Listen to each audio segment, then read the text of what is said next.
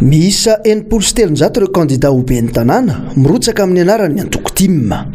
Ireo no nampitan'ny filomarika Ravalomanana ny fanilo amin'ny fitantanana ny tanàna ary hitondra fampandrosoana hipaka mivantana amin'ny vahoaka. Kandida nandalo sedra, manaja ny rafitra, manaiky ny fitsipika amin'ny feny antoko. Kandida mahalala, mahay ary mahavita. Ambodratrimo, Raben'Andrasana Silofo, Ambodratrimo Mahereza. Raharinoasy Dominique, Ambodratrimo Talatamaty. Rakotoary Velorado, Ambodratrimo Ampangabe. Ramarsan Jean Christian, Ambodratrimo Ambatolampy.